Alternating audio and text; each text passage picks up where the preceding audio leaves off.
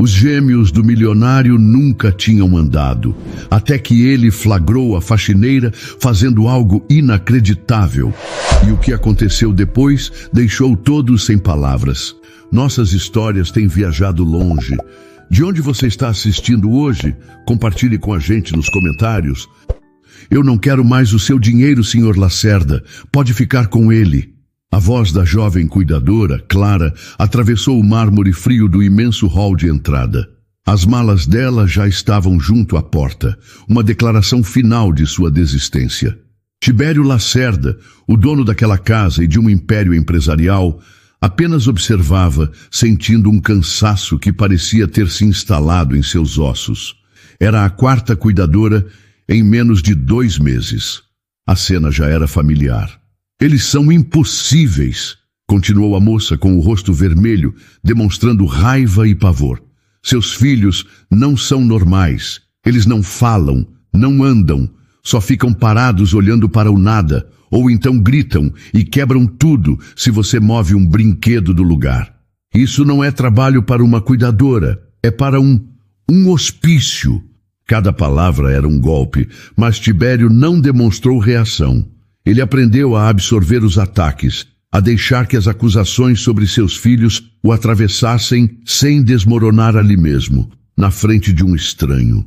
Ele apenas esperou que ela terminasse. Quando o silêncio finalmente chegou, ele falou com a voz baixa e sem vida. Quitéria irá acompanhar você até o portão e acertar o pagamento. Clara o encarou por um segundo, talvez esperando uma discussão, uma súplica. Não recebeu nada. Ela bufou, pegou as malas com um gesto brusco e saiu, batendo a porta com uma força que fez um vaso de cristal tremer sobre uma mesinha. O silêncio que se seguiu foi quase pior que os gritos. Era um silêncio pesado, carregado. Tibério fechou os olhos. Medo e culpa. Eram seus companheiros constantes, as sombras que o seguiam por todos os cômodos daquela mansão no Jardim Europa. Um lugar onde o luxo e a perfeição dos jardins não conseguiam esconder a tristeza que manchava as paredes. Há 1 ano, aquela casa tinha risadas. Tinha a voz de Isadora, sua esposa. Agora, só tinha o vazio. Ele subiu as escadas devagar, cada degrau uma tarefa monumental. A culpa o esmagava. Ele era o CEO da Lacerda & Co. E um homem que controlava negociações milionárias, que liderava milhares de funcionários, mas não conseguia proteger seus próprios filhos.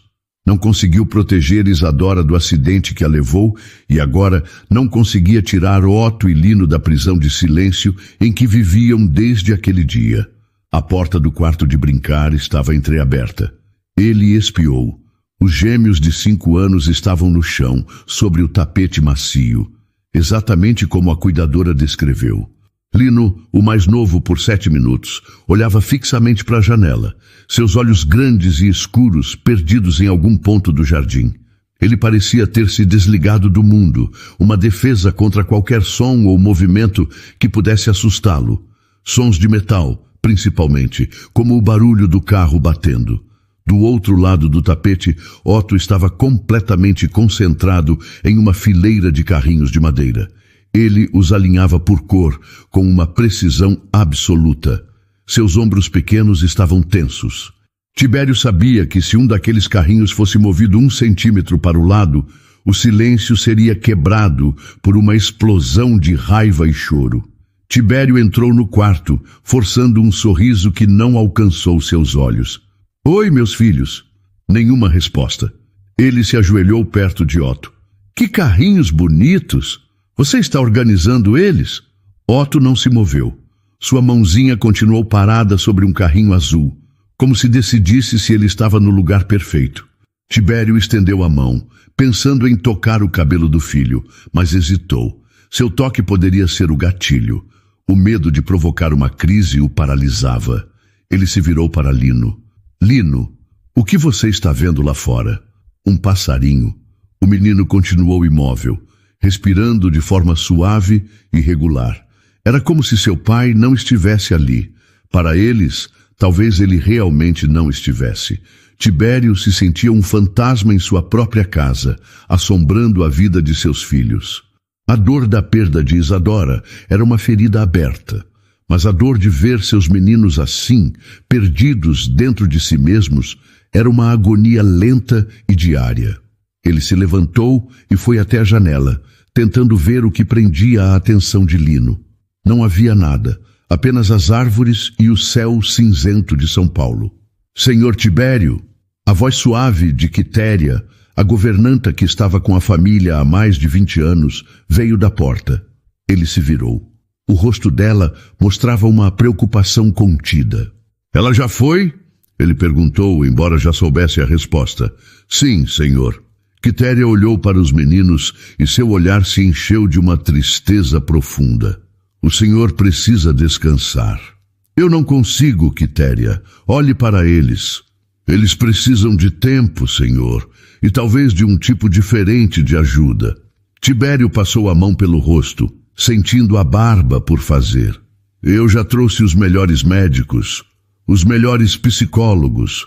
Eles dizem que é um trauma, que precisamos ter paciência. Mas como se tem paciência quando seus filhos parecem estar desaparecendo na sua frente? Ele se afastou da janela, sentindo as paredes do quarto se fecharem sobre ele. O luxo ao redor, os brinquedos caros, os móveis planejados, as roupas de grife, tudo parecia uma piada de mau gosto. Ele daria tudo, cada centavo, para ouvir a voz deles de novo, para vê-los correr em sua direção quando chegasse do trabalho, para ser novamente apenas o pai deles e não o guardião de suas tristezas. Na manhã seguinte à demissão de Clara, Quitéria se sentou à mesa da cozinha muito antes de o sol nascer. Ela segurava uma xícara de café, mas não bebia. Seu olhar estava fixo na agenda de contatos aberta à sua frente. As agências de cuidadoras já não eram uma opção. O que aquela casa precisava não era de outra jovem com um manual de pedagogia debaixo do braço, incapaz de entender que a dor não segue regras. A casa precisava de silêncio, de ordem, de uma presença que cuidasse dos espaços, sem tentar invadir as pessoas. Ela pensou em Tibério, em sua agonia silenciosa. Pensou nos meninos perdidos em seu mundo particular. A decisão se formou em sua mente com uma clareza serena. Ela não procuraria uma cuidadora. Procuraria alguém para cuidar da casa. Alguém maduro, discreto, que entendesse que a poeira às vezes é menos pesada que a tristeza. Folheou a agenda, passando por nomes e números conhecidos, até que parou em um Adélia Munhoz, uma indicação antiga de uma amiga. A nota ao lado dizia apenas séria, eficiente, precisa de trabalho. A algumas dezenas de quilômetros dali, em um apartamento simples e impecavelmente limpo na Vila Buarque, Adélia Munhoz passava um pano úmido sobre o balcão da cozinha. A rotina era sua âncora. Acordar, limpar, organizar. Eram movimentos que seu corpo fazia sem que sua mente precisasse se envolver demais. O pensamento era um território perigoso, um lugar onde a imagem de um menino sorridente de cabelos cacheados ainda a esperava. Bruno. Ela empurrou a memória para o fundo, como fazia todos os dias. O luto era uma caixa que ela mantinha fechada, mesmo sabendo que seu peso a acompanhava por toda parte. Quando o telefone tocou, o som pareceu cortar o silêncio da manhã. Ela atendeu, com a voz calma e neutra. Dame, alô? Senhora Adélia Munhoz? A voz do outro lado era educada, firme. Meu nome é Quitéria. Falo da parte de Maria do Carmo. Ela me passou seu contato para um serviço de limpeza. Adélia sentiu uma pequena ponta de alívio. O dinheiro estava acabando. Sim, sou eu, bom dia. Em que posso ajudar? Eu sou a governanta de uma casa no Jardim Europa, explicou Quitéria, escolhendo as palavras com cuidado. É uma casa grande. O trabalho é de faxina geral, de segunda a sexta, horário comercial. Mas eu preciso ser honesta, senhora Adélia. É uma casa que precisa de paz. O patrão é um homem bom, mas passa por um momento difícil. Adélia permaneceu em silêncio, ouvindo. Ela entendia o que não era dito. Casas grandes guardavam problemas grandes. E tem os 2 filhos dele, continuou Quitéria, a voz baixando um pouco. 2 meninos de 5 anos. Eles são muito quietos. O ideal é que a senhora faça seu trabalho sem interagir muito. Apenas manter tudo em ordem. A senhora acha que consegue trabalhar assim? A menção às crianças fez algo se apertar dentro do peito de Adélia. Uma dor antiga, familiar. Ela quase recusou. Mas a necessidade era mais forte que a memória. Limpar, focar no chão, nas janelas, nos móveis. Ela conseguiria fazer isso. Sim, senhora, eu sou uma pessoa discreta. Quando posso começar? Naquele mesmo dia, Adélia desceu do ônibus e se viu diante dos portões altos da mansão Lacerda. O lugar era exatamente como ela imaginou. Imponente, perfeito e frio. Os jardins eram obras de arte, mas não havia um brinquedo fora do lugar, um sinal de vida infantil. Quitéria a recebeu na porta, com um sorriso contido. Seja bem-vinda, Adélia. Entre, por favor. Enquanto Quitéria a guiava pelos cômodos, explicando as tarefas, Adélia observava. Seu olhar era diferente. Ela tinha uma capacidade incomum de ver o que não era mostrado, de sentir o que não era dito. Via a rigidez na decoração, a ausência de fotos recentes, o ar pesado que nenhuma janela aberta conseguia ventilar.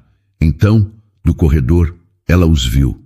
Quitéria parou diante de uma porta de vidro que dava para uma sala de brinquedos ensolarada. Ali são os meninos, Otto e Lino. Adélia olhou.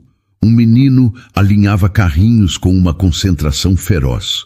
O outro olhava para o teto, completamente ausente. Eram apenas 2 crianças pequenas, mas um instinto profundo, nascido de uma dor que ela conhecia muito bem, a fez ver além do silêncio. Viu os ombros tensos de Otto, um sinal claro de que ele precisava desesperadamente controlar alguma coisa em seu mundo. Viu o olhar vazio de Lino, o olhar de alguém que aprendeu a se desligar para sobreviver. Seu coração deu um salto doloroso. Ela sentiu a atmosfera do lugar. Era um ambiente onde a calma parecia frágil, prestes a se quebrar a qualquer instante com um movimento errado. Uma pontada de náusea a atingiu. Era demais. Parecido demais com o que ela um dia... Adélia, está tudo bem? Perguntou Quitéria, notando sua hesitação. Adélia piscou, forçando o rosto a voltar para uma expressão neutra. Ela se recompôs, agarrando-se à simplicidade de sua nova função com todas as forças. Sim, claro. Desculpe. A casa é muito grande, só isso. Mentiu. Por onde a senhora quer que eu comece a limpeza? Quitéria pareceu satisfeita com a resposta. Pode começar pela cozinha. Vou mostrar onde ficam os produtos. Adélia concordou, aliviada por se afastar daquela porta de vidro. Seu trabalho era com baldes e panos, não com as tristezas de uma família que ela não conhecia. E era exatamente assim que as coisas precisavam continuar. O primeiro dia de trabalho de Adélia na mansão Lacerda foi uma imersão em um silêncio organizado e frágil. Ela se movia pelos cômodos como uma sombra, armada com panos e produtos de limpeza, focada em sua tarefa. Quitéria havia sido clara. A discrição era fundamental. Adélia pretendia honrar o acordo. Ela estava ali para limpar superfícies, não para decifrar pessoas. Mas os meninos estavam por toda parte, mesmo quando não eram vistos. A presença deles estava na ordem intocável dos brinquedos, na comida mal tocada na cozinha, nas portas que permaneciam sempre entreabertas. Naquela primeira tarde, enquanto espanava uma estante na sala de estar, ela teve um vislumbre do mundo de Otto. O menino estava no tapete, criando uma cidade com blocos de madeira. A estrutura era perfeitamente simétrica, cada peça alinhada com uma precisão matemática. Adélia, ao se esticar para alcançar o topo da estante, esbarrou com o cotovelo em um pequeno soldado de chumbo que guardava a entrada da cidade de blocos. A peça tombou com um baque suave. O efeito foi imediato e desproporcional. O silêncio foi rompido por um grito agudo, um som de pura angústia que não parecia caber em um corpo tão pequeno. Otto se encolheu no chão, as mãos sobre as orelhas, o rosto vermelho. Não era uma birra, era pânico. Quitéria apareceu em segundos, o rosto cansado de quem já viveu aquela cena centenas de vezes. Ela não olhou para Adélia, mas para o menino. Calma, meu bem, calma, já vamos arrumar. Com movimentos lentos e cuidadosos, ela se ajoelhou, pegou o soldado de chumbo e o colocou exatamente no mesmo lugar, na mesma posição. Aos poucos, os gritos de Otto diminuíram até se transformarem em soluços baixos. Ele não olhou para nenhuma das duas, apenas fixou os olhos no soldado, agora de volta ao seu posto, e sua respiração começou a se acalmar. Quitéria se levantou e falou com Adélia em um sussurro, enquanto o menino ainda se recuperava do susto. Não se preocupe, não foi sua culpa. Com o Otto, tudo precisa estar sempre no mesmo lugar. É o jeito dele de manter as coisas seguras. Adélia apenas concordou com a cabeça, o coração apertado. Ela sentiu uma pontada de reconhecimento naquela necessidade de ordem, na tentativa desesperada de controlar um pequeno pedaço do mundo, quando todo o resto parecia ter desmoronado. Mais tarde, o mundo de Lino se revelou. Adélia estava na cozinha, polindo a bancada de aço, quando um entregador deixou cair uma caixa de metal no pátio de serviço. O barulho foi alto, um estrondo que fez Adélia se sobressaltar. Do seu lugar na sala, Lino, que estava sentado no sofá, olhando um livro de figuras, sem realmente vê-lo, enrijeceu. Adélia olhou para ele instintivamente. O menino não gritou como o irmão. Ele fez o oposto. Seus ombros se encolheram. Seus olhos se arregalaram por um instante com um terror profundo. E então, como uma vela sendo apagada, ele se apagou. O olhar ficou vago, o corpo perfeitamente imóvel. Ele se desligou, viajando para um lugar seguro dentro de si mesmo, longe do som que o lembrava do acidente. Quando Quitéria passou pela sala minutos depois, viu o estado do menino e apenas suspirou. Ah, Lino, esses barulhos o assustam muito, disse ela para Adélia, em um tom de explicação triste. Ele fica assim por um tempo, depois volta. Adélia observou o menino, sentindo uma imensa compaixão. Enquanto a dor de Otto explodia para fora, a de Lino implodia, deixando um vazio assustador em seu lugar. Eram dois irmãos gêmeos, respondendo ao mesmo trauma de formas opostas, cada um preso em sua própria ilha de sofrimento. No final do dia, enquanto guardava seus materiais, viu Tibério chegar. Ele não parecia o CEO de uma grande empresa, mas sim um homem carregando o peso do mundo. Ele foi direto para a sala onde os meninos estavam. Adélia o observou de longe. Viu a maneira como ele se aproximava dos filhos, com uma hesitação cuidadosa, como se temesse quebrá-los ainda mais. Na hora de ir embora, ela passou pelo corredor do andar de cima e viu a cena que completou o quebra-cabeça daquele dia. Tibério estava no quarto dos meninos, acendendo duas pequenas luminárias, uma ao lado de cada cama. A luz era suave, amarelada, mas ele não apagou a luz principal do quarto. Ao sair, ele não fechou a porta por completo, deixando uma fresta generosa.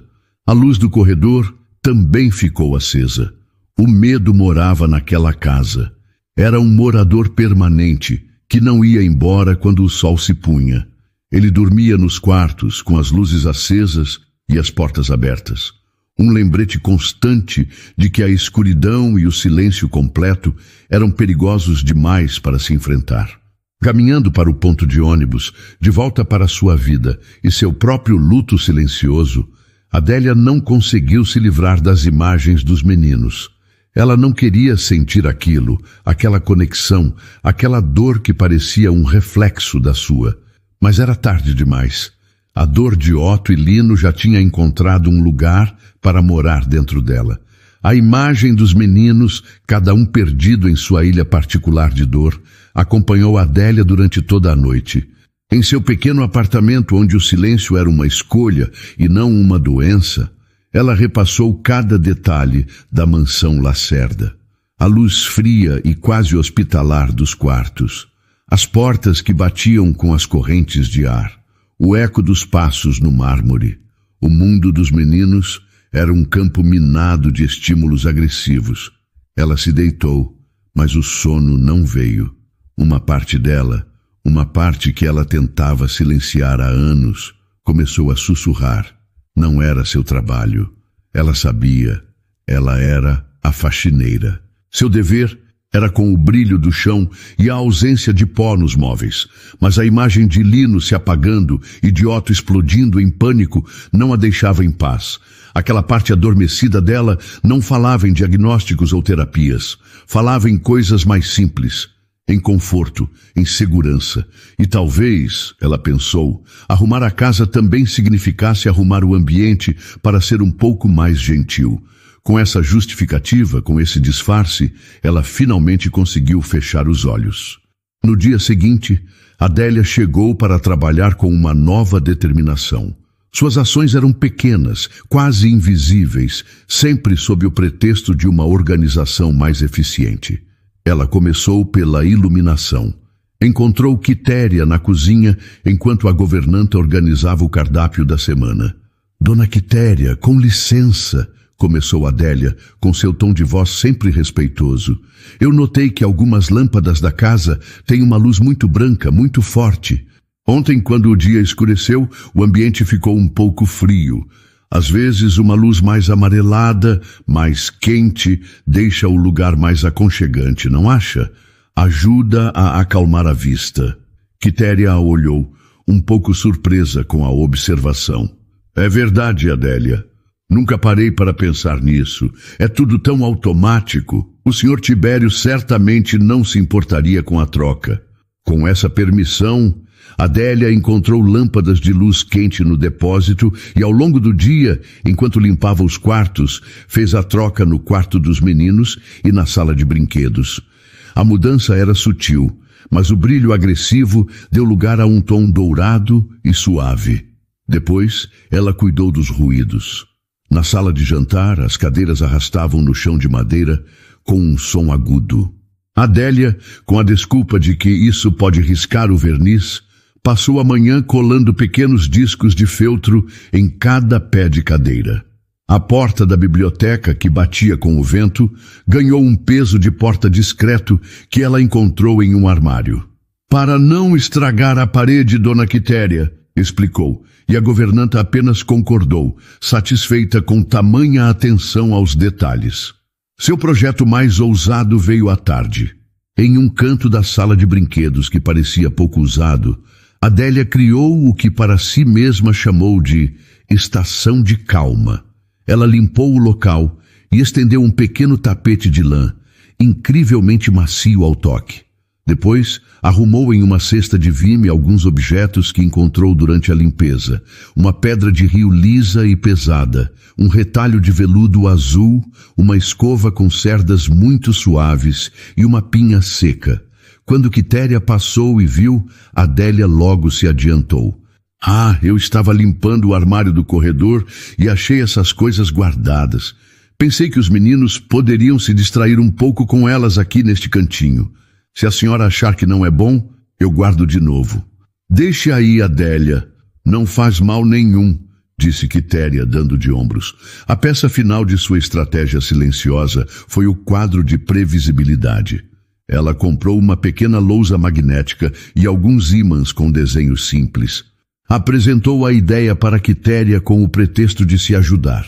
Sabe, Dona Quitéria, a casa é tão grande e com tantas rotinas que às vezes eu me perco no que preciso fazer em seguida. Pensei em fazer um quadro simples, com desenhos, só para a gente se organizar melhor. Ela mostrou os ímãs. Um sol para a manhã e as brincadeiras, um prato para a hora do almoço, uma banheira para o banho, uma lua para a hora de dormir. Ajuda até a mim a não me esquecer de nada. Era a desculpa perfeita. Parecia apenas um zelo de uma funcionária organizada. Mas o verdadeiro propósito era dar a Otto e Lino um mapa do dia, uma forma de antecipar as transições que tanto os desestabilizavam. No final daquele dia, Adélia viu o primeiro resultado, minúsculo, quase imperceptível. Otto, antes de ir para o jantar, parou e olhou para o quadro, onde o ímã de prato estava ao lado do ímã de sol. Ele não surtou quando Quitéria o chamou. Apenas se levantou e foi, um pouco menos tenso. Mais tarde, de longe, Adélia viu Lino, que parecia agitado, caminhar lentamente até o canto do tapete macio. Ele se sentou e pegou a pedra lisa, sentindo seu peso e sua textura na palma da mão. Sua respiração, antes curta, pareceu se aprofundar um pouco. Ninguém mais notou, mas Adélia notou, e ao observar, sentiu um calor no peito, uma pequena chama de esperança. E junto com ela, o medo. O medo de que aquela chama iluminasse segredos que ela lutava para manter na escuridão. As semanas passaram, e as pequenas mudanças de Adélia se tornaram parte da rotina da mansão. A casa estava visivelmente mais calma.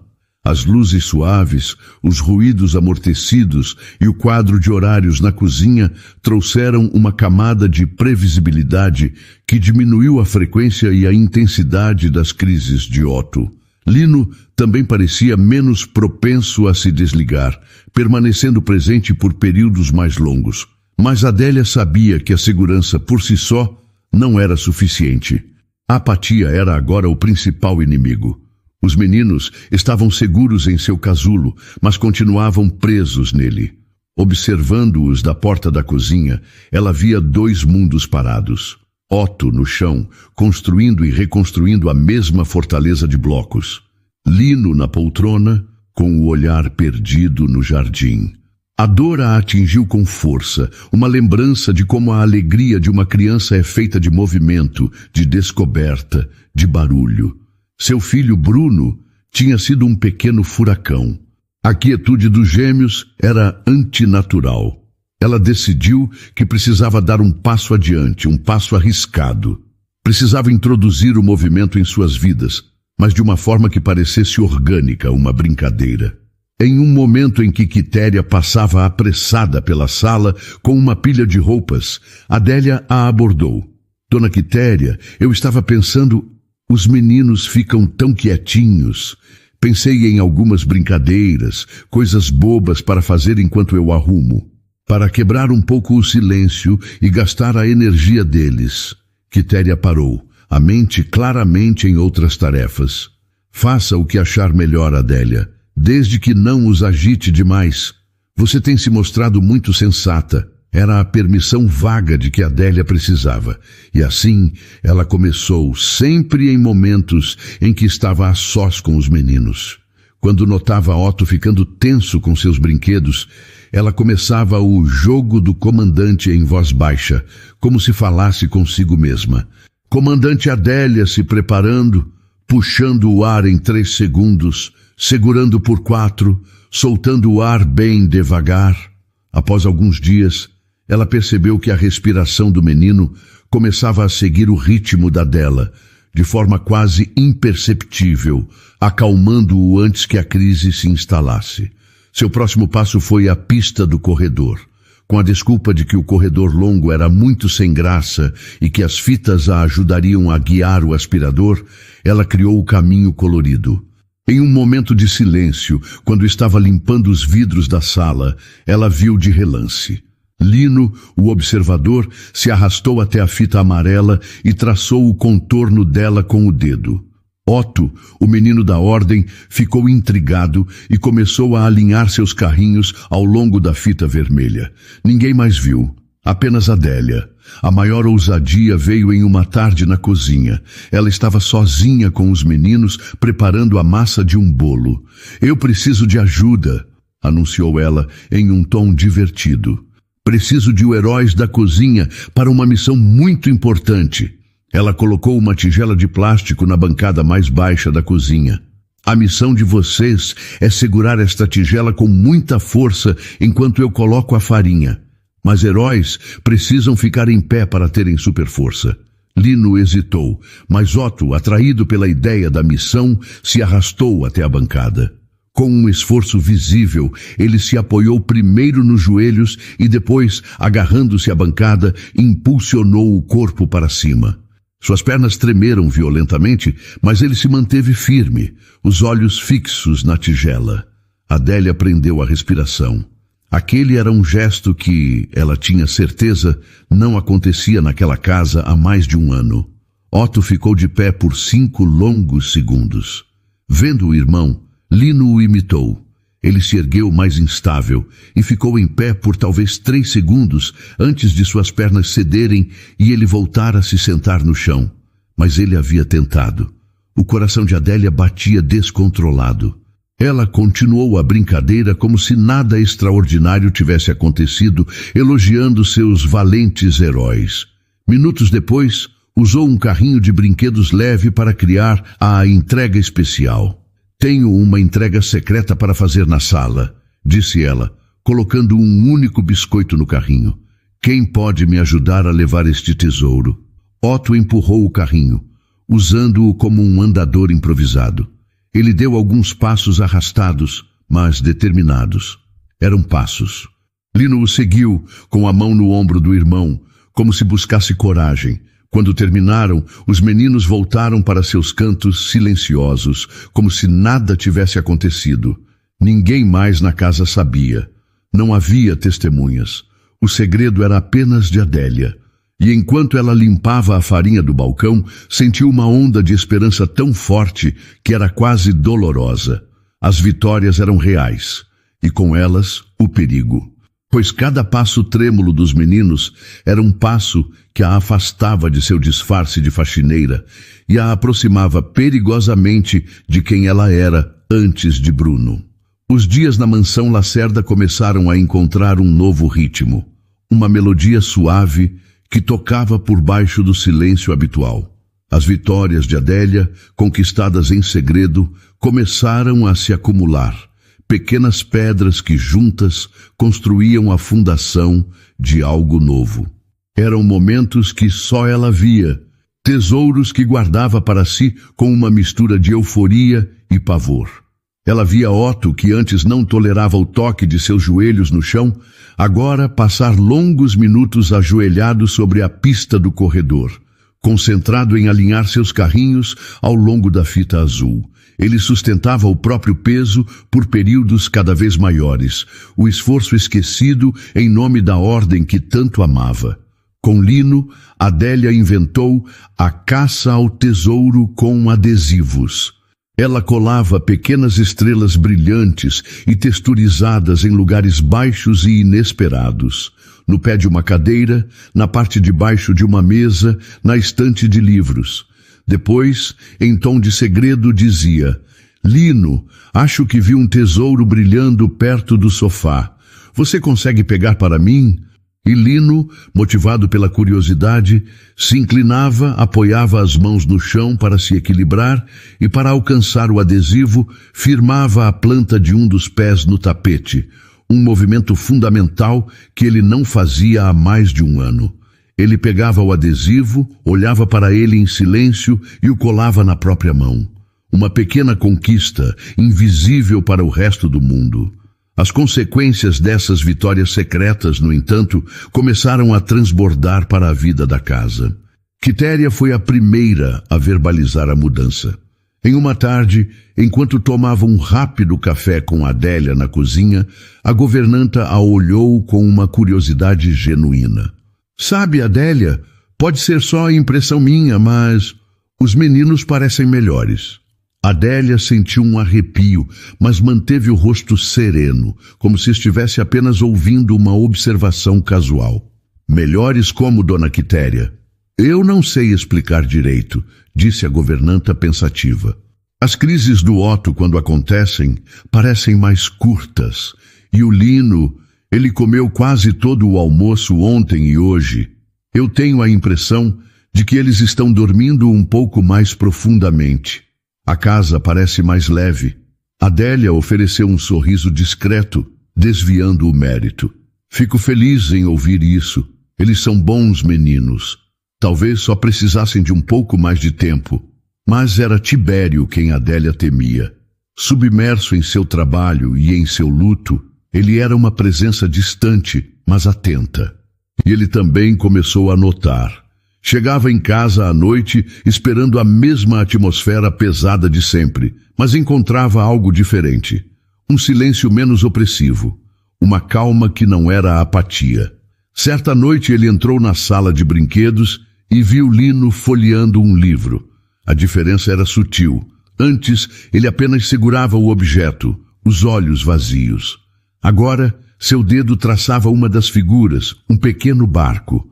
Parecia haver um pingo de interesse ali.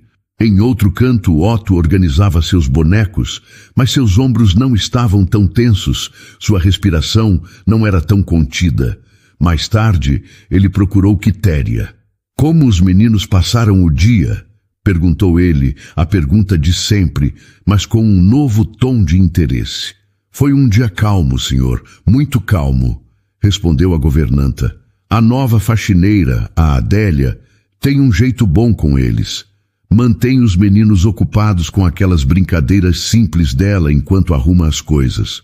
Acho que a distração faz bem a eles. Distração. A palavra ficou na mente de Tibério. Ele agradeceu a Quitéria e se retirou para seu escritório. Uma pequena chama de esperança tentou se acender em seu peito, mas ele a apagou com a força de um hábito doloroso. Ele já tinha tido esperança antes. Lançou-se de cabeça nas promessas dos melhores especialistas.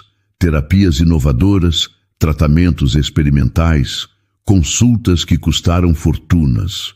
Cada uma delas começava com um brilho de otimismo e terminava em um beco sem saída, com a decepção sendo ainda mais amarga que a anterior. Ele aprendeu da forma mais dura que a esperança era uma armadilha. Ela o fazia baixar a guarda, o deixava vulnerável para a próxima queda. Olhou para a foto de Isadora em sua mesa, o sorriso dela uma lembrança de um tempo em que acreditar era fácil. Proteger seus filhos para ele agora também significava proteger a si mesmo da dor de mais um fracasso. Aquela calma que ele sentia na casa era provavelmente uma ilusão, uma semana boa, um acaso. Não podia ser real, não podia se permitir acreditar. Naquela noite, ele parou na porta do quarto dos filhos, observando-os dormir. Eles pareciam serenos, os rostos tranquilos, sob a luz amarelada que a faxineira nova tinha instalado. Uma parte dele, uma parte que ele odiava, queria desesperadamente acreditar que aquilo era o começo de algo. Mas o medo era maior. O medo de se iludir de novo o mantinha paralisado. Ele fechou a porta, escolhendo a segurança de sua tristeza conhecida em vez da aterrorizante vulnerabilidade de uma nova esperança. A tarde estava se desenrolando como a mais promissora de todas. Na cozinha, o ar estava preenchido não por silêncio, mas por uma concentração pacífica. Otto estava de pé junto à bancada baixa, na missão dos heróis da cozinha. Suas pernas ainda tremiam, mas ele já conseguia se manter firme por quase 10 segundos, os olhos fixos na tigela que segurava, enquanto Adélia contava em um sussurro encorajador. 6, 7, 8. Muito bem, herói. Pode descansar. No corredor, Lino empurrava o pequeno carrinho de brinquedo ao longo da fita azul. Ele dava passos hesitantes, usando o carrinho como apoio, mas seu rosto mostrava um traço de determinação. Ele não estava se movendo por obrigação. Ele estava brincando. Pela primeira vez, Adélia sentiu que o muro invisível ao redor deles estava realmente começando a ceder. Ela permitiu a si mesma um pequeno sorriso, um momento de pura e descuidada alegria. Foi nesse exato momento que a porta da frente se abriu. Tibério entrou na mansão. Uma reunião importante havia sido cancelada e ele decidiu voltar para casa mais cedo, um impulso raro. O que o recebeu não foi o silêncio pesado de sempre, mas a visão estranha das fitas coloridas coladas em seu chão de mármore. Ele parou, uma sensação de irritação o invadindo. Que bagunça era aquela? Seguiu em frente, atraído pela voz baixa de Adélia, vindo da cozinha. Ele parou no batente da porta e a cena que se desdobrou diante dele congelou seu sangue. Não era uma brincadeira. Em sua mente, cansada e desconfiada, aquilo era um cenário clínico. O chão marcado, o timer na bancada, a mulher que ele contratou para limpar a casa, conduzindo uma espécie de exercício com seu filho, contando como uma terapeuta. Cada alarme em seu corpo soou ao mesmo tempo. Era a mesma coisa de antes. As mesmas promessas vazias, as mesmas técnicas que nunca funcionaram. A esperança que ele vinha esmagando em seu peito se transformou em uma raiva fria e cortante. O que é isso? A voz dele cortou o ar, gélida e afiada. Adélia se virou em um salto, o coração disparando. O sorriso em seu rosto desapareceu. Otto se encolheu com o tom de voz do pai. E Lino, no corredor, parou de repente. O carrinho esquecido. Senhor Tibério, o senhor chegou cedo, disse ela, a voz tentando soar calma. Ela se levantou, posicionando-se sutilmente entre ele e os meninos. Eu perguntei o que é isso, repetiu ele, ignorando o cumprimento. Seus olhos varreram a cena com desprezo. O que você está fazendo com os meus filhos? Adélia engoliu em seco, o disfarce voltando como um instinto. É só uma brincadeira, senhor, para gastar um pouco a energia deles e deixar a arrumação da casa mais divertida. Notei que eles ficam mais calmos assim. Brincadeira? A risada de Tibério foi curta e sem humor. Isso não parece uma brincadeira. Isso parece o tipo de coisa que as outras especialistas tentaram fazer aqui dentro. Você não foi contratada para isso. Você foi contratada para limpar o chão, não para mexer com a cabeça dos meus filhos ou me dar falsas esperanças. A acusação a atingiu com força. Falsas esperanças. Era exatamente o que ele via. Senhor, eu jamais faria qualquer mal a eles. Eu não quero saber, interrompeu Tibério, a decisão final em seu rosto de pedra. A dor de velhas decepções o cegava. Ele estava protegendo seus filhos. Era o que dizia a si mesmo, protegendo-os de mais um fracasso. Pegue as suas coisas. Eu quero você fora da minha casa. Agora. As palavras ficaram suspensas no ar. Adélia o encarou, chocada e magoada, mas viu que não havia espaço para argumentos. O homem à sua frente não era um pai vendo o progresso dos filhos. Era um homem ferido, reagindo a uma ameaça percebida. Foi então que o mundo deles desabou. Ouvindo o veredito na voz do pai e vendo a angústia no rosto de Adélia, Otto soltou um grito estridente. Ele varreu a tigela da bancada com um gesto violento, o plástico batendo no chão com um barulho oco. A ordem havia sido destruída. No corredor, Lino começou a tremer. Seus olhos se arregalaram em puro terror, e então, como se uma luz interna fosse desligada, ele ficou completamente imóvel. O rosto uma tela em branco. Ele tinha se desconectado. A calma que Adélia levara semanas para construir foi aniquilada em menos de 1 minuto. O corredor, que era uma pista de esperança, agora parecia um campo minado. O silêncio voltou, mas desta vez era um silêncio de pânico e desolação. Com o coração partido, Adélia foi até o pequeno armário, pegou sua bolsa e seu casaco. Ela olhou uma última vez para a cena, para o menino que gritava e para o menino que tinha se transformado em pedra. E para o pai, de pé no meio do caos que ele mesmo criou, convencido de que tinha feito a coisa certa. Ela se virou e saiu, fechando a porta da frente suavemente atrás de si, deixando a família Lacerda se afogar de volta na escuridão. Assim que a porta se fechou atrás de Adélia, a frágil paz da mansão Lacerda se estilhaçou por completo. Tibério ficou paralisado no meio da sala, o grito de Otto perfurando seus ouvidos, a imobilidade de Lino sendo uma acusação silenciosa. Por um momento, ele se agarrou à sua convicção. É só o estresse da situação, disse a si mesmo. Eles vão se acalmar. Eu fiz a coisa certa. Eu os protegi, mas as horas que se seguiram provaram o contrário. A crise de Otto não passou. ela se transformou em um lamento baixo e contínuo que se arrastou pela noite. Ele não tocou no jantar. Lino foi carregado para a cama por Quitéria, seu corpo mole como o de um boneco de pano, seus olhos abertos, mas vazios. Na manhã seguinte, a casa acordou pior. A atmosfera não era mais de calma ou de tristeza. Era de um desespero opressivo. Tibério, que mal havia dormido, encontrou Otto na sala, mas ele não estava com seus blocos. Os brinquedos que antes eram seu santuário de ordem estavam espalhados pelo tapete, abandonados. O menino estava encolhido em um canto, recusando-se a olhar para qualquer pessoa. Na mesa do café da manhã, o prato de Otto ficou intocado. "Filho, você precisa comer. Só um pouco", pediu Tibério, a voz mais suave do que se sentia. Otto virou o rosto, o gesto uma rejeição absoluta. A situação de Lino era ainda mais alarmante. Ele não havia saído da cama. Quitéria tentou levá-lo ao banheiro, vesti-lo, mas o menino permanecia deitado, virado para a parede. Seu refúgio dentro de si mesmo tinha se tornado uma fortaleza impenetrável. O dia se arrastou como uma tortura. Tibério cancelou suas reuniões, incapaz de sair de casa. Ele andava de um lado para o outro, a impotência o consumindo. Tentou de tudo.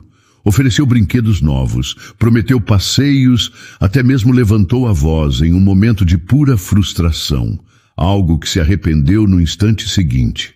Nada.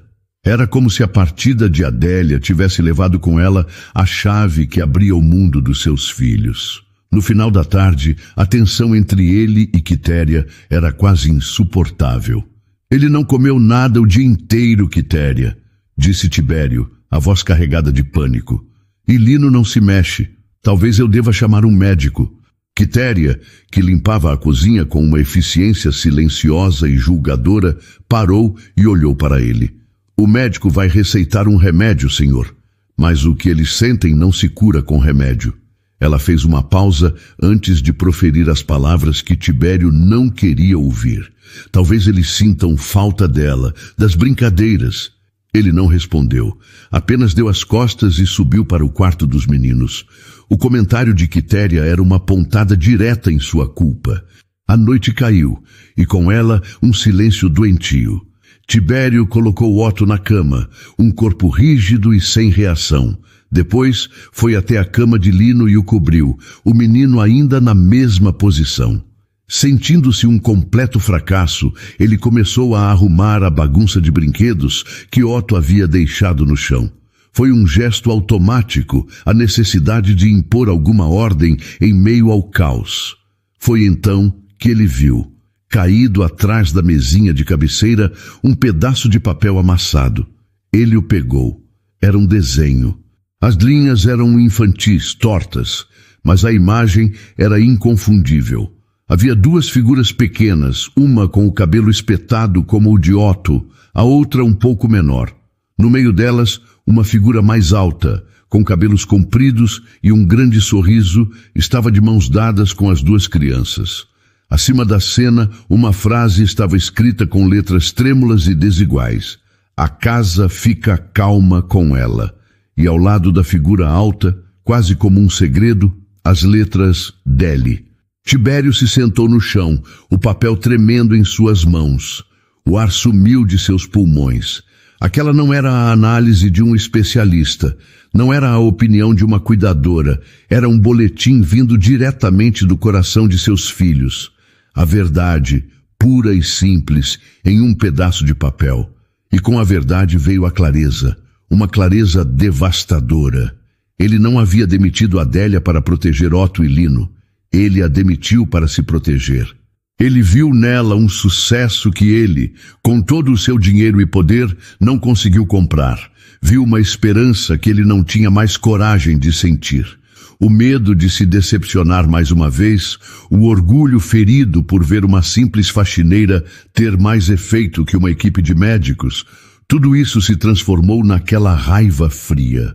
Ele não a expulsou por ela ser uma ameaça para seus filhos. Ele a expulsou por ela ser uma ameaça para a sua dor, para a muralha que ele construiu ao redor de seu próprio coração. Em um ato de autoproteção, ele havia sacrificado a única pessoa que os estava resgatando. Ali, no chão do quarto silencioso, Tibério Lacerda desmoronou. Segurando o desenho como se fosse a coisa mais preciosa do mundo, ele chorou. Não pela perda de Isadora, mas pela enormidade de seu próprio erro. Tibério não dormiu. Passou a noite em claro, sentado em sua poltrona de couro, o desenho dos filhos sobre a mesa como uma sentença e um mapa. Ao primeiro sinal de luz, uma nova determinação, forjada na culpa e no desespero, tomou conta dele. Desceu as escadas e encontrou Quitéria na cozinha, já preparando o café. A governanta o olhou e soube que algo havia mudado. O rosto dele não carregava a raiva fria do dia anterior, mas sim o peso de um homem que se viu no espelho e odiou o que encontrou. Quitéria, disse ele, a voz rouca pela falta de sono. Eu preciso do endereço da Adélia, agora. Ela não fez perguntas. Viu o desenho amassado na mão dele e compreendeu tudo. Abriu uma gaveta, pegou a ficha de contratação e anotou o endereço em um pedaço de papel. Vila Buarque, disse ela, entregando o papel a ele. O trajeto do Jardim Europa até a Vila Buarque foi uma viagem entre dois mundos. Tibério dirigia seu carro de luxo por ruas que se tornavam cada vez mais simples, mais cheias de vida e de imperfeições. Ele deixou para trás os muros altos e os jardins perfeitos para entrar em um bairro de prédios antigos, de pequenas lojas e de pessoas caminhando pelas calçadas. Sentia-se um estranho, um invasor. O poder que ele exercia em sua sala de reuniões não significava nada ali. Ele encontrou o prédio, modesto e bem cuidado. Subiu os lances de escada, o coração batendo com força contra as costelas. Parou diante da porta dela, respirou fundo e bateu. Cada segundo de espera foi uma agonia. Quando Adélia abriu a porta, seus olhos se arregalaram em surpresa, que foi rapidamente substituída por uma expressão guardada, impenetrável. Ela não o convidou para entrar, apenas esperou. Tibério sentiu a garganta secar. Adélia, Ele começou, a voz falhando. Eu sinto muito, não há outra forma de dizer. Eu cometi um erro terrível. Eu agi como um tolo, como um cego. Eu estava com medo e descontei em você. Ele estendeu a mão trêmula, mostrando a ela o desenho. Eles não estão bem. Eles estão piores do que nunca. Eles sentem a sua falta. Ele a olhou nos olhos, despindo-se de todo o seu orgulho. Eu preciso que você volte. Por favor. Adélia olhou para o desenho e por um instante a muralha em seu rosto tremeu. Ela olhou de volta para ele e sua voz, quando veio, era firme, sem traços de submissão. Entrar pela porta dos fundos não adiantou, Sr. Tibério. Se eu voltar, não será como antes. Tibério concordou com a cabeça, desesperado. Qualquer coisa, o que você quiser. Não é o que eu quero, é o que é preciso para eles, corrigiu ela. E pela primeira vez, ele viu a profissional por trás da faxineira. Como o senhor achou que eu sabia o que fazer com eles? Eu não sei, admitiu ele, humilhado. Eu só vi o que eu queria ver. Eu era psicóloga infantil, Sr. Tibério, disse ela, a confissão saindo com um peso de anos. Eu abandonei a profissão quando perdi meu filho, Bruno. Eu achei que não conseguiria mais fazer isso. Achei que limpar o chão seria mais seguro. A dor na voz dela era palpável e Tibério sentiu uma nova onda de vergonha. Eu não sabia. O senhor não perguntou. Cortou ela, sem acusação, apenas constatando um fato. E é por isso que, se eu voltar, será com regras. As minhas regras. Ele esperou, pronto para aceitar qualquer coisa. Primeiro, transparência total. O senhor vai saber de cada passo, de cada brincadeira, de cada objetivo. E eu preciso que o senhor me diga tudo. Se tiveram uma noite ruim, se algo os assustou. Não posso trabalhar no escuro. Certo, disse ele, a voz firme. Segundo, o senhor vai participar, ativamente. Não é para me contratar e esperar um milagre. O senhor vai se sentar no chão, Vai fazer as brincadeiras, vai ser o porto seguro deles. Eles precisam do pai, não de mais uma especialista. Eu vou, prometeu ele. Terceiro, sem promessas de cura.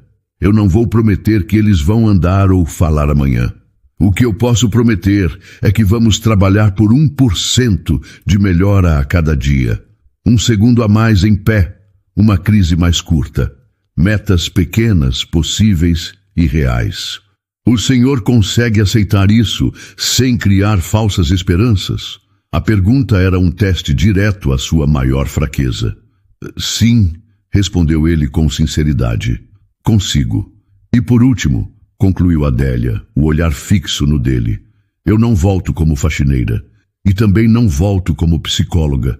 Aquela Adélia não existe mais. Se eu voltar, será como coordenadora de rotina e desenvolvimento. Meu propósito será criar um ambiente onde eles se sintam seguros para tentar. É um trabalho de propósito, não de título. O senhor entende? Tibério olhou para aquela mulher, para sua força, sua clareza, sua dor. Ela não estava pedindo um emprego. Estava oferecendo um caminho, uma parceria. Entendo, disse ele com uma convicção que não sentia há muito tempo. Coordenadora de rotina e desenvolvimento. Eu aceito todas as condições. Por favor, Adélia, volte. A manhã seguinte nasceu cinzenta e chuvosa. O som das gotas batendo nas janelas da mansão, criando uma melodia suave e introspectiva. Adélia não entrou pela porta dos fundos. Entrou pela entrada principal, onde Tibério a esperava. Ele não vestia seu terno de CEO, mas uma calça casual e uma camisa simples. Seus olhos, embora cansados, não continham a sombra da raiva, apenas a luz frágil de uma determinação recém-nascida. Bom dia, Adélia, disse ele, a formalidade de senhor ausente de sua voz. Bom dia, Tibério, respondeu ela, aceitando a mudança. O primeiro passo era reconstruir a confiança. Adélia não foi direto para as brincadeiras. Passou a primeira hora apenas presente na sala de brinquedos, sentada no chão, enquanto os meninos, ainda retraídos, a observavam de longe. Tibério se sentou em uma poltrona próxima, lendo um livro, sua presença calma, sendo uma âncora de segurança. Depois de um tempo, Adélia começou a cantarolar uma canção de ninar, a mesma que cantava para Bruno. Lino, o menino que se apagava, virou a cabeça em sua direção, um brilho de curiosidade em seu olhar. Foi o primeiro sinal. Com a paciência de quem entende que a cura é um processo lento, Adélia pegou o rolo de fita adesiva colorida. Vamos reconstruir nossa pista, disse ela, mais para si mesma do que para os outros. Tibério se levantou. Eu ajudo. Juntos, sob o olhar atento dos gêmeos, eles refizeram o caminho de fitas no corredor de mármore. O ato de refazer a pista era simbólico. Eles estavam reconstruindo o caminho da esperança que havia sido quebrado. Quando terminaram, Adélia olhou para Tibério. Seu coração batia forte, mas sua voz era firme. Era a hora do teste final do novo pacto. Agora é a sua vez. O senhor será o tesouro no final da pista. O que eu faço? Perguntou ele, a voz cheia de uma humildade que ela nunca tinha ouvido. Ajoelhe-se ali, instruiu ela, apontando para um lugar a uns 3 passos de distância do fim da fita. E espere por eles, com os braços abertos. Tibério foi sem hesitar. Ele se ajoelhou no chão frio, um homem acostumado a comandar impérios agora, reduzido à posição mais vulnerável de todas. Um pai esperando por seus filhos.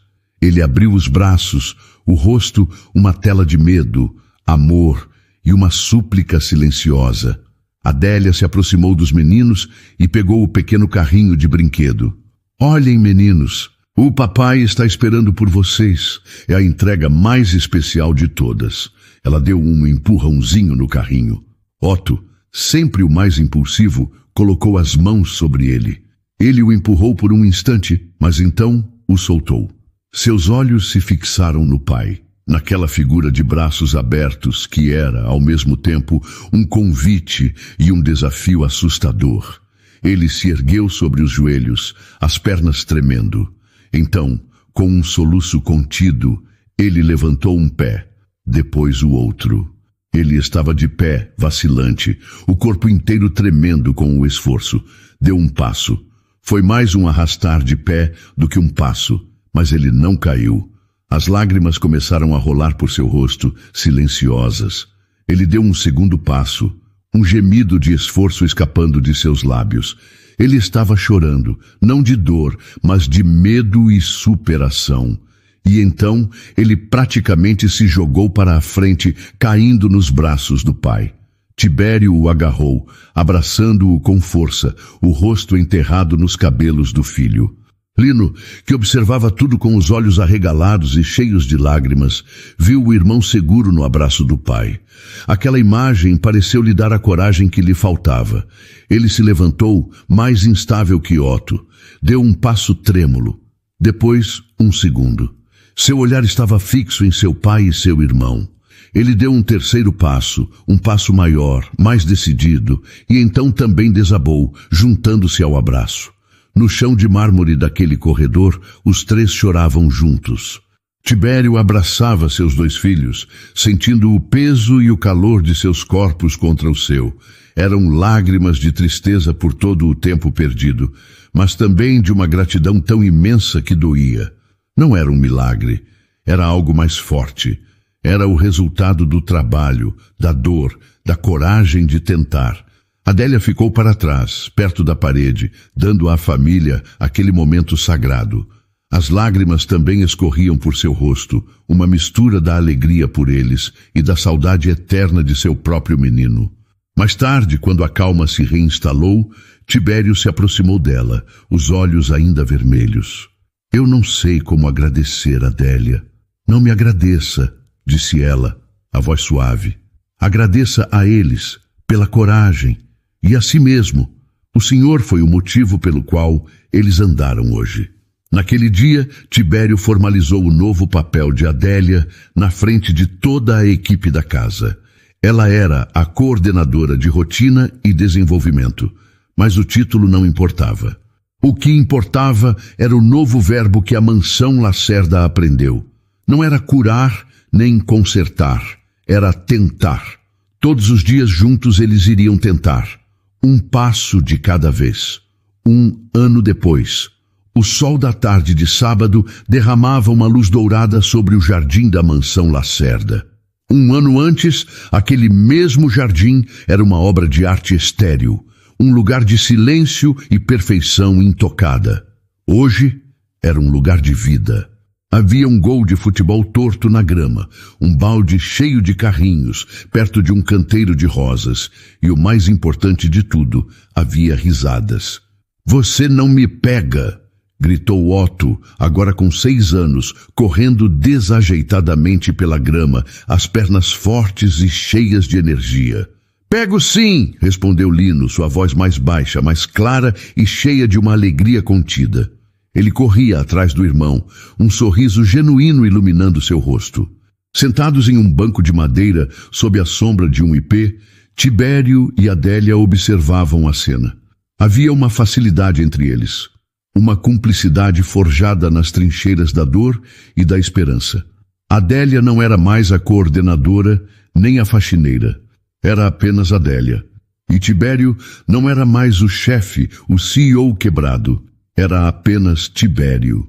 Juntos, eles formavam o centro de gravidade daquela pequena família. Olhe para o Otto.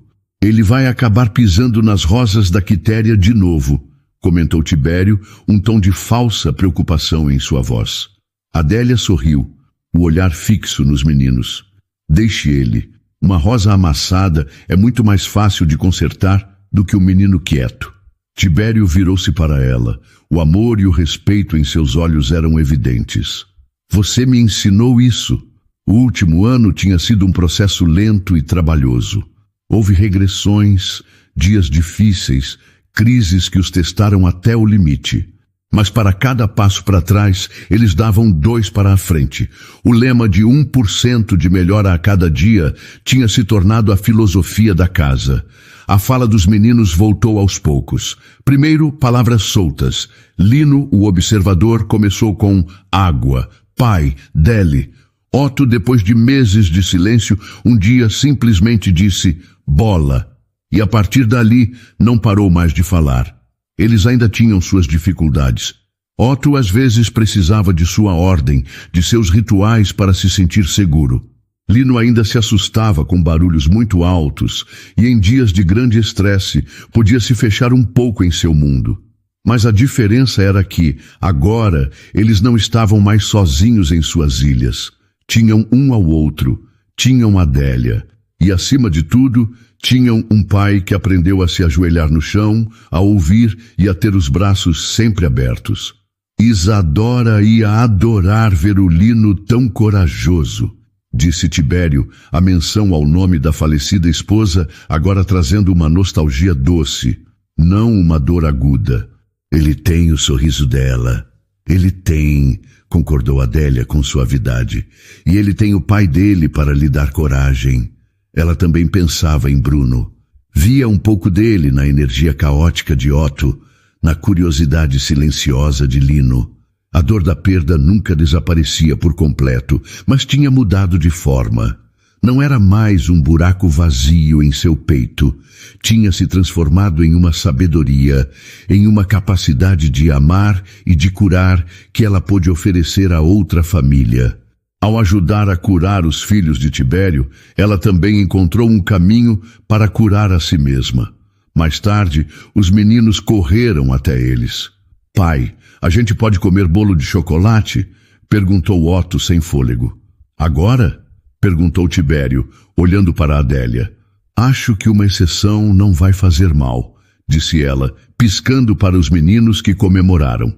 Enquanto caminhavam de volta para a casa, Lino, em um gesto que se tornara comum, deslizou sua mão pequena para dentro da mão de Adélia. Otto fez o mesmo com a mão de Tibério, e por um momento os 4 pararam, olhando para a casa que não era mais um mausoléu, mas um lar.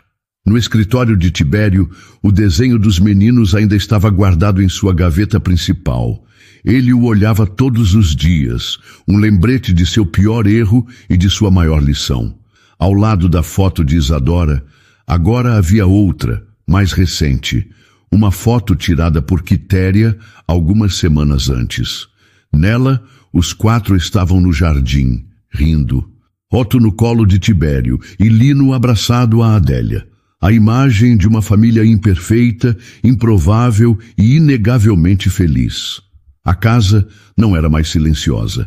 Estava cheia de discussões sobre qual desenho assistir, de barulho de brinquedos caindo no chão, de pedidos de bolo de chocolate e, acima de tudo, do som constante de 4 pessoas aprendendo a viver juntas. Todos os dias, eles continuavam a tentar. E isso era mais do que suficiente. Para toda mulher que já teve o coração ferido por uma perda tão profunda que a fez abandonar sua identidade, que a fez acreditar que seu propósito havia acabado e que a única forma de sobreviver era se escondendo atrás de uma rotina de tarefas simples. Para todo homem que do topo do mundo se viu impotente em sua batalha mais importante, uma solidão tão grande que o fez construir muralhas de medo e controle, disfarçadas de proteção. Para você que, para não sentir mais dor, se cercou de silêncio, de ordem, de distância emocional, acreditando que a segurança estava em não sentir, em não ter esperanças. A história de Adélia e Tibério nos mostra uma das verdades mais difíceis e, ao mesmo tempo, mais bonitas da vida.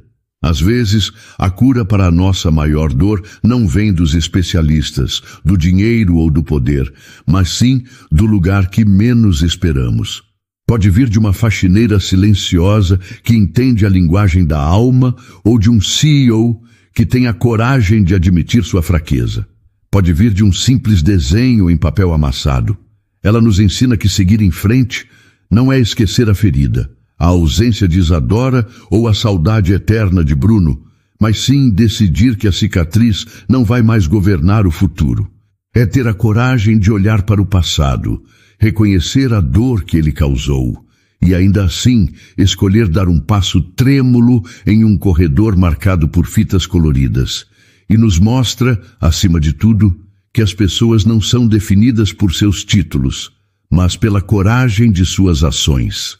Uma mulher pode sim usar seu dom mais precioso sem precisar de um diploma na parede. E um homem pode encontrar seu verdadeiro poder não ao fechar um grande negócio, but ao se ajoelhar no chão e abrir os braços para seus filhos, tornando-se ele mesmo o porto seguro. Que esta história seja um lembrete de que um coração bom, mesmo que quebrado pela dor e pela decepção, ainda possui uma capacidade infinita de amar e de se reconstruir. E que o amor verdadeiro não é aquele que é perfeito e sem falhas, mas aquele que tem a coragem de trocar as lâmpadas para deixar o ambiente mais quente, de colocar feltro nos pés das cadeiras para suavizar os ruídos e de construir um novo pacto baseado em confiança e em 1% de melhora a cada dia. Não feche as portas para a felicidade por medo da dor que já passou. Às vezes, a cura e o amor batem à nossa porta da forma mais inesperada, disfarçados de um novo emprego ou de um pedido de ajuda desesperado. E se tivermos a coragem de acolhê-los, eles podem se tornar a nossa maior e mais bela bênção. E então, o que achou da história?